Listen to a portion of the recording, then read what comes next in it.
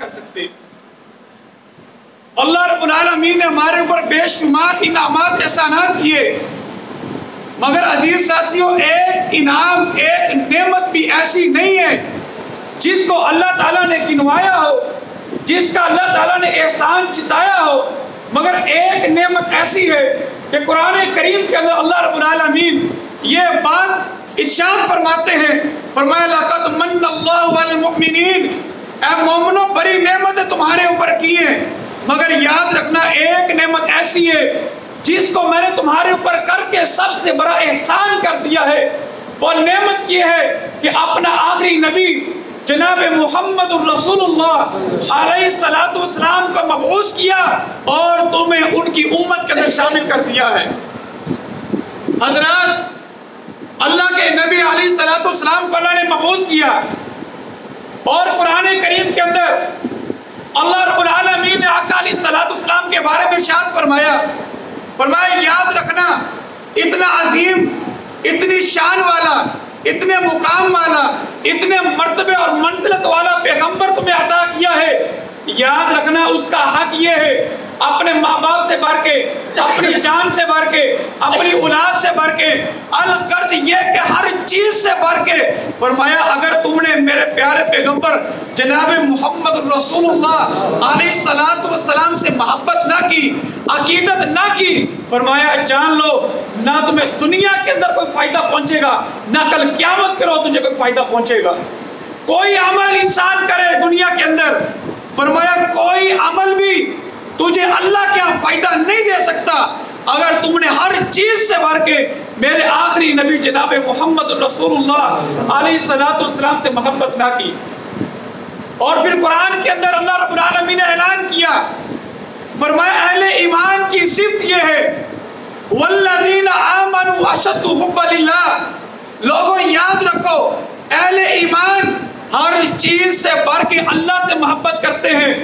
ہر چیز سے بڑھ کے اللہ سے عقیدت رکھتے ہیں۔ اور اگر اہل ایمان جو کہ ہر چیز سے بڑھ کے اللہ سے محبت رکھنے والے، اللہ سے عقیدت رکھنے والے، فرمایا اگر وہ یہ بات چاہتے ہیں کہ وہ اللہ کی محبت کو حاصل کریں تو فرمایا ان کو پھر کیا کام کرنا پڑے گا، ان کنتم تحبون اللہ، اگر تم اللہ سے محبت کرتے ہو، تم اللہ سے عقیدت رکھتے ہو، اللہ سے پیار کرتے ہو، تو یاد رکھنا فاتبعونی، میں محمد کی اتباع کرنا ہوگی، میں محمد کی فرما برداری کرنا ہوگی، میں محمد کے آگے سر تسلیم میں خم کرنا ہوگا، جس چیز کا میں محمد حکم دوں گا اس کام کو بجا لانا ہوگا، جس کام سے جس فعل سے میں روک دوں تجھے رک جانا ہوگا۔ فرمایا کیا ملے گا، یحببکم اللہ، اللہ تجھ سے محبت کرنے لگے گا، اللہ تجھ سے پیار کرنے لگے گا۔ آئیے ہم میں سے ہر انسان یہ چاہتا ہے کہ ہم سے اللہ محبت کرے، اللہ پیار کرے۔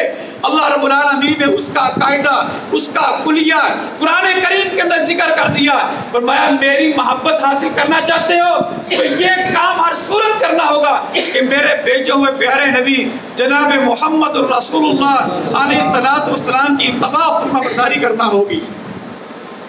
ناظرین کرام، اللہ رب العالمین نے نبی علیہ السلام کی جتنی بھی شان بیان کی ہے، آقا علیہ السلام کی شان پر پورا قرآن بھرا پڑا ہے۔ امی عائشہ صدیقہ رضی اللہ تعالیٰ عنہ سے کسی نے سوال کیا آقا کے اخلاق کے بارے میں، آپ نے فرمایا تو نے قرآن نہیں پڑھا، پورا قرآن آقا علیہ السلام کا اخلاق ہے۔ عزیز بھائیو، میں سمندر کو کوزے میں بند کرنے لگا ہوں، اللہ نے ہر چیز کو، ہر نبی کی شان ہر لحاظ سے بیان کی ہے، لیکن نبی کی ہر شان کا مقصد صرف یہ تھا کہ لوگ نبی علیہ السلام سے متاثر ہو کر آقا علیہ السلام کی اطاعت اور فرما برداری کریں۔ نبی کی ساری شان کا ماخذ اطاعت رسول ہے، اتباع رسول ہے، اور جو آدمی نبی علیہ السلام کی اتباع کرتا ہے، جو آدمی آقا علیہ السلام کی اطاعت کرتا ہے، وہی آدمی اللہ کے نبی علیہ السلام سے محبت رکھنے والا ہے۔ اس کے برعکس اگر کوئی آدمی اللہ کے نبی کی صحیح معنوں میں اطاعت فرما برداری نہیں کرتا، پوری زندگی محبت رسول کا دعویٰ کرتا پھرے، اس کی محبت اللہ کے ہاں محبت نہیں کہلائے گی، کیونکہ اللہ نے آقا علیہ السلام کی ساری شان جو بیان کی ہے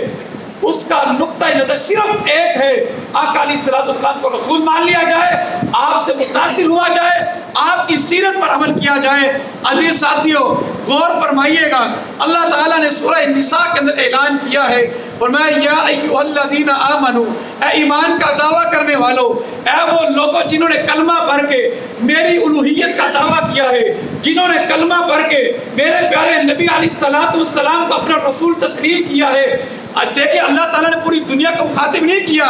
یا ایھا الناس نہیں کہا، پوری دنیا کے لوگوں، پوری دنیا میں بے شمار لوگ ہیں، ان میں سے صرف ان لوگوں کو مخاطب کیا ہے جنہوں نے اپنی مرضی کے ساتھ، اپنی خوشی کے ساتھ، اپنے دل کے ساتھ اللہ کی الوہیت کا دعویٰ کیا ہے، انہوں نے زبان سے اقرار کیا ہے لا الہ الا اللہ، اللہ تیرے علاوہ معبود کوئی نہیں، اللہ تیرے علاوہ حاجت روا کوئی نہیں، اللہ تیرے علاوہ مشکل کشا کوئی نہیں، اللہ تیرے علاوہ داتا اور غوث اعظم کوئی نہیں، اور محمد الرسول اللہ، محمد الرسول اللہ تیرے رسول ہیں۔ اور فرمایا وخاتم النبیین، ختم نبوت کا عقیدہ رکھنے والے ہیں۔ اللہ تعالیٰ نے ان لوگوں کو مخاطب کرتے ہوئے کہا کہ مجھ سے تم نے وعدہ کیا ہے، آؤ آپ اس وعدے کو وفا کرو، اطیعوا اللہ، وعدے کا وفا کیسے ہوگا؟ فرمایا میں اللہ کی اطاعت کرو، واطیعوا الرسول، میرے پیارے نبی جناب محمد الرسول اللہ علیہ الصلوۃ والسلام کی اطاعت کرو۔ اور میرے عزیز بھائیو قرآن کریم کے اندر اللہ رب العالمین نے اتباع کا لفظ بھی استعمال کیا ہے، قرآن کریم کے اندر اللہ تعالیٰ نے اطاعت کا لفظ بھی استعمال کیا ہے۔ آئیے اتباع کا معنی بھی یہی ہے، پیروی کرنا، کسی کے پیچھے لگ جانا، اور اطاعت کا معنی بھی یہی ہے کسی کی بات کو مان لینا۔ لیکن اتباع کے اندر اور اطاعت کے اندر ایک فرق ہے، فرق یہ ہے کہ کوئی آدمی اتباع کرتا ہے، اس میں ضروری نہیں ہے اپنی مرضی کے ساتھ، اپنی خوشی کے ساتھ کسی کو بات کو مان لے، لیکن جب لفظ اطاعت استعمال ہوتا ہے، اطاعت کا معنی یہ ہے کہ نبی کی بات کو دل سے ماننا، نبی کی بات کو خوشی سے ماننا، نبی کی بات کو مانتے ہوئے انسان خوشی محسوس کرے۔ یہ نہیں ہے نماز پڑھنے آیا ہے، بوجھل دل کے ساتھ آیا ہے، فرمایا یہ اطاعت نہیں ہے، یہ محبت رسول نہیں ہے۔ یا ایھا الذین آمنو، اے ایمان کا دعویٰ کرنے والو، اطیعوا اللہ، اللہ کی اطاعت کرو، واطیعوا الرسول، اور رسول اللہ کی اطاعت کرو، واولی الامر منکم، اور اپنے امراء کی بھی بات مانو، اپنے حکمرانوں کی بھی بات مانو، اپنے امیروں کی بھی بات مانو، اپنے لیڈروں کی بھی بات کو تسلیم کرو۔ آپ کے جو مولوی ہیں، جو آپ کے خطیب ہیں، جو آپ کے امام ہیں، ان کی بات بھی مان لو، لیکن ساتھ ہی وضاحت کی، فرمایا فَإِن تَنَازَعْتُمْ فِي شَيْءٍ، یاد رکھنا اگر اپنے مولوی کی بات مانتے ہوئے، اگر اپنے پیر کی بات مانتے ہوئے، اگر اپنے امام کی بات مانتے ہوئے، اگر اپنے کسی امراء کی، حاکم کی بات مانتے ہوئے، فَإِن تَنَازَعْتُمْ فِي شَيْءٍ، تم میں باہم کوئی جھگڑا ہو جائے، باہم کوئی اختلاف ہو جائے، تو پھر اے امت محمدیہ، اے ایمان کا دعویٰ کرنے والو، نبی کے عشق کا دعویٰ کرنے والو، نبی سے محبت کرنے والو، اللہ کا اعلان یہ ہے کہ جب تم میں کوئی باہم اختلاف ہو جائے تو تم میں سے کوئی بھی شخص یہ نہ کرے کہ ایک آدمی کہے میرے امام نے کہا ہے میں اسی کی بات کو حق مانتا ہوں، دوسرا آدمی کہے میرے امام نے جو کہا ہے میں اسی کو ہی سچ مانتا ہوں، تیسرا کھڑا ہو وہ کہے میرے مولوی نے کہا ہے میں اسی کی بات کو پر حق سمجھتا ہوں۔ فرمایا فَإِن تَنَازَعْتُمْ فِي شَيْءٍ، اگر تم واقعی میرے پیارے نبی سے محبت کرتے ہو، فَرُدُّوهُ إِلَى اللَّهِ وَالرَّسُولِ، جب تم میں باہم اختلاف ہو تو اپنے اماموں کو چھوڑ کر، اپنے ولیوں کو چھوڑ کر، اپنے پیروں کو چھوڑ کر، اپنے فقہا کو چھوڑ کر، اپنے ادیبوں خطیبوں امراء اور لیڈروں کو چھوڑ کر، فَرُدُّوهُ، بس تم لوٹو إِلَى اللَّهِ وَالرَّسُولِ، اللہ کی طرف، اس کے رسول کی طرف۔ پھر اپنے مولویوں کی بات کو نہیں ماننا، پھر فرقہ بندی نہیں کرنی،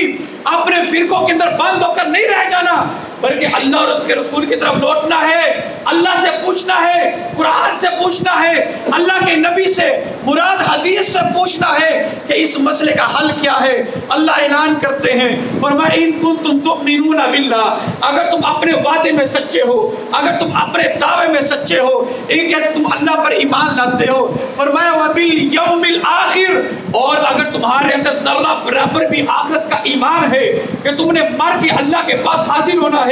دنیا میں کیے ہوئے اپنے اعمال کا حساب چکانا ہے۔ فرمایا اگر آخرت کا ذرہ برابر تمہارے اندر ڈر ہے تو یاد رکھنا اپنے فرقوں کے اندر بند ہو کر نہ رہنا، اپنے مولویوں کے پیچھے نہ چلنا۔ فَرُدُّوهُ إِلَى اللَّهِ وَالرَّسُولِ، اللہ کی بات کو ماننا، اللہ کے رسول کی بات کو ماننا۔ ذَلِكَ خَيْرٌ، یہ تمہارے لیے بہتر ہوگا، یہ تمہارے لیے اچھا ہوگا۔ وَأَحْسَنُ تَأْوِيلًا، کل قیامت کے روز جب انجام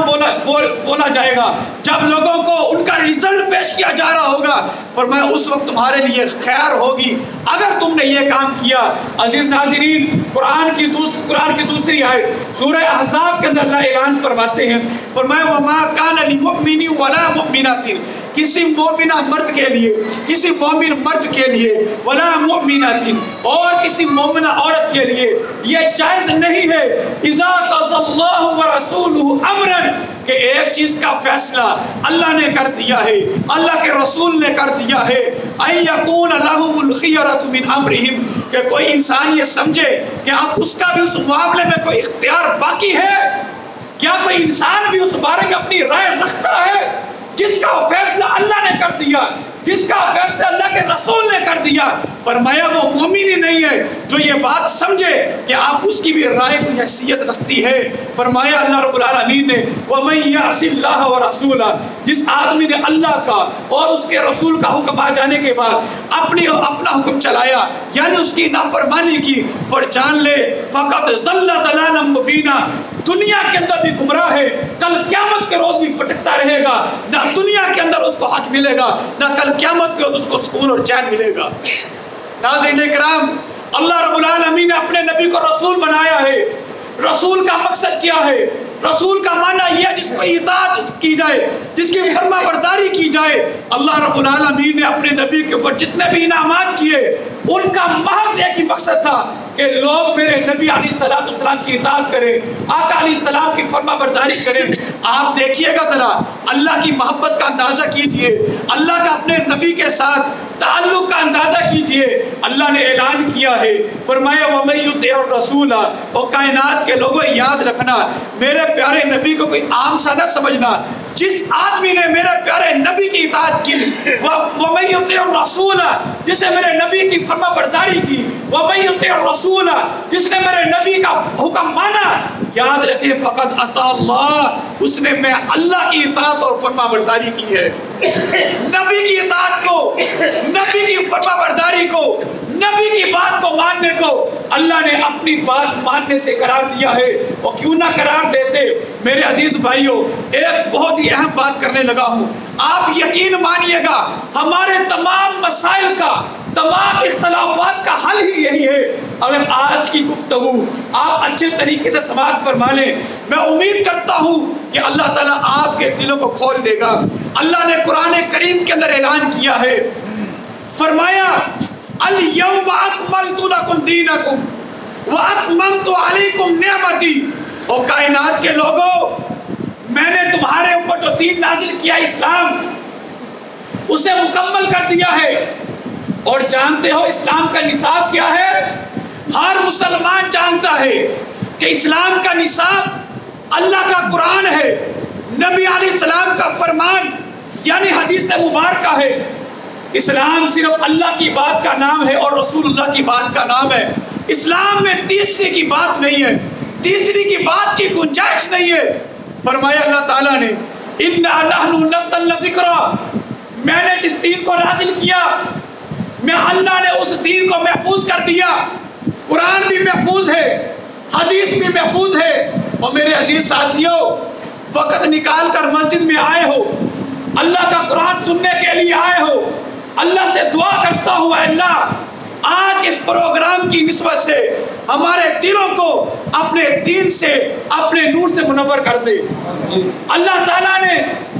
اعلان کیا ہے، لوگوں میں نے جس ذکر کو نازل کیا،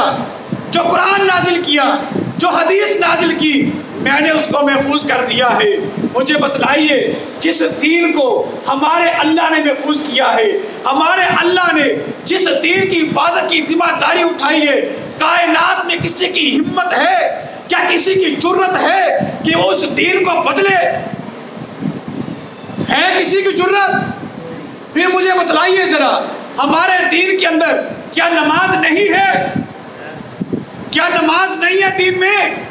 نماز بھی دین میں ہے، روزہ بھی دین میں ہے، زکوٰۃ بھی دین میں ہے، حج بھی دین میں ہے، ہر چیز دین کے اندر موجود ہے۔ اور میرے عزیز بھائیوں، اگر دین میں نماز موجود ہے اور نماز کا طریقہ نبی علیہ السلام نے بتلایا ہے، وہ بھی محفوظ ہے، قرآن بھی محفوظ ہے، حدیث بھی محفوظ ہے، تو مجھے بتلائیے کہ دین کے اندر تو اختلاف نہیں ہے، دین کی حفاظت کی ذمہ داری اللہ نے اٹھائی ہے۔ یہ جو نمازوں میں آپ اور میں اختلاف دیکھتے ہیں، اس کی کیا وجہ ہے؟ کیا آپ نے کبھی غور کیا ہے؟ کیا آپ نے کبھی وقت نکال کر اس بات کو سمجھنے کی کوشش کی ہے کہ جس دین کی حفاظت کی اللہ نے ذمہ داری اٹھائی ہے، ہم جس دین کے اندر نماز جس کا لازمی جزو ہے، نماز جس دین کا ستون ہے، اس نماز کے اندر اس امت کے اندر اتنے اختلافات ہو، اس کی وجہ کیا ہے؟ آئیے وجہ میں بتلاتا ہوں آپ کو۔ اللہ نے وعدہ کیا دین محفوظ ہے، دین کے اندر نماز بھی موجود ہے، نماز بھی محفوظ ہے۔ اور میرے عزیز بھائیوں، اس بات کو یاد رکھیے گا، آج سے پہلے ہو سکتا ہے آپ نے اس مسئلے کو نہ سمجھا ہو، لیکن یاد رکھیے گا اللہ نے دین نازل کیا، دین کے اندر نماز بھی موجود ہے، نماز بھی محفوظ ہے۔ یہ جو آپ اختلاف دیکھتے ہیں، میں جو اختلاف دیکھتا ہوں، یہ اللہ کے نبی کے دین میں نہیں ہے، یہ اسلام میں اختلاف نہیں ہے، یہ قرآن میں نہیں ہے، یہ حدیث میں نہیں ہے، یہ لوگوں نے اختلافات کرے ہیں، یہ فرقوں نے اختلافات کرے ہیں۔ اور فرقہ کسے کہا جاتا ہے؟ آج آپ نے دیکھا ہے پوری امت کے اندر ہر آدمی اس بات کا راگ اناپتا ہے، ہر آدمی چیخو پکار کر کے اس بات کا اعلان کرتا ہے کہ جناب فرقہ واریت نہیں ہونی چاہیے، فرقہ واریت ایک لعنت ہے، فرقہ واریت بری چیز ہے، فرقہ واریت نہیں ہونی چاہیے۔ بولتے کہ نہیں بھائی، ہر آدمی اس کے خلاف بات کرتا ہے، لیکن آپ سے میں بات کرنا چاہتا ہوں، ان میں سے کسی سے پوچھئے کہ جناب آپ فرقہ واریت کی مخالفت تو کرتے ہیں، لیکن بتلائیے فرقہ واریت کسے کہا جاتا ہے؟ فرقہ واریت کی ڈیفینیشن کیا ہے؟ فرقہ واریت کی تعریف کیا ہے؟ ہمیں پتہ تو چل گیا ہے کہ فرقہ واریت بری چیز ہے، مگر فرقہ واریت ہے کیا؟ ہمیں یہ بھی تو بتلائیے۔ عزیز ساتھیوں، فرقہ کسے کہا جاتا ہے؟ ذرا غور سے سنیے گا۔ فرقہ اسے کہا جاتا ہے جو چیز اپنی اصل سے کٹ جائے، جو چیز اپنی اصل سے کٹ جائے اس کو فرقہ بولتے ہیں۔ ایک دریا بہتا ہے، اس دریا سے اگر ایک الگ راستہ نکال لیا جائے، وہ راستہ جس سے آپ پگ ڈنڈی بولتے ہیں، وہ اپنا اصل سے کٹ جاتا ہے، عربی لغت کے اندر اسے فرقہ بولتے ہیں۔ اور شرعی اصطلاح کے اندر فرقہ اسے کہا جاتا ہے جو چیز اسلام سے کٹ جائے، جو لوگ اسلام کے علاوہ کسی اور طریقے سے رہنمائی حاصل کرتے ہو، اسے فرقہ واریت کہا جاتا ہے۔ ناظرین اکرام، فرقہ واریت بہت بری چیز ہے، لیکن فرقہ واریت ہے کیا؟ توجہ میری طرف کیجئے، آپ اللہ کے نبی علیہ السلام کی سیرت سماعت فرمانے آئے ہیں، توجہ میری طرف کیجئے کہ فرقہ واریت اسے کہا جاتا ہے جو چیز اللہ کے نبی اور اللہ کے بتلائے ہوئے طریقے سے ہٹ کے ہو، اس کے فرقہ واریت بولتے ہیں۔ عزیز ساتھیوں، جو چیز قرآن اور حدیث پر مبنی ہو اس کو اسلام بولتے ہیں، جو اس کے علاوہ وہ فرقہ واریت ہے۔ اس سے معلوم یہ ہوا کہ ہماری امت کے اندر ہم جو نمازیں دیکھتے ہیں، 4 قسم کی نمازیں ہیں عموماً جو دیکھی جاتی ہیں۔ آپ جانتے ہیں 4 چیزیں ہوں اور مختلف ہو، وہ چاروں حق پر ہو سکتی، حق ایک ہی ہے۔ اور کیا ہے حق؟ صرف وہی ہے جو اللہ نے بتلایا ہے، اللہ کے رسول نے بتایا ہے۔ اور میرے عزیز ساتھیوں، اس کو دیکھنے کے لیے، اس کو پرکھنے کے لیے آپ کو قرآن پڑھنا ہوگا، آپ کو حدیث پڑھنا ہوگی، آپ کو اپنے علماء سے باتیں سن کر ان کی تصدیق کرنا ہوگی۔ عزیز ساتھیوں، اللہ تعالیٰ نے اپنے نبی کو رسول بنایا ہے، آپ پر اپنے دین کو محفوظ کر دیا ہے۔ آئیے اللہ تعالیٰ نے اپنے نبی علیہ السلام کی رسالت کے بارے میں اعلان کیا، فرمایا کائنات کے اندر اگر کوئی آدمی اپنے ایمان کا دعویٰ کرتا ہے تو وہ اس بات کو سمجھ لے کہ جب دین کی بات آ جائے، جب دین کا معاملہ آ جائے تو رہنمائی حاصل کرنی ہو تو صرف اللہ اور اس کے رسول سے حاصل کی جا سکتی ہے، کسی اور سے رہنمائی حاصل نہیں کی جا سکتی۔ اور میرے عزیز بھائیوں، ختم نبوت ہم مسلمانوں کا ایک بہت ہی اہم عقیدہ ہے، اور ختم نبوت وہ ایک عظیم امتیاز ہے، ختم نبوت ایک ایسا مقام ہے جو اللہ تعالیٰ نے اپنے آخری نبی جناب محمد الرسول اللہ علیہ السلام کو عطا کیا۔ ناظرین کرام، اللہ تعالیٰ نے بے شمار انبیاء بھیجے مگر کسی کو بھی یہ مقام عطا نہیں کیا۔ آئیے اس ختم نبوت کا معنی کیا ہے، آپ میری پوری گفتگو کو سماعت فرماتے ہوئے میں جس مقصد کی طرف آپ کو لے کے جانا چاہ رہا ہوں، انشاءاللہ جو آپ چلتے جائیں گے اس مقصد کو پا لیں گے۔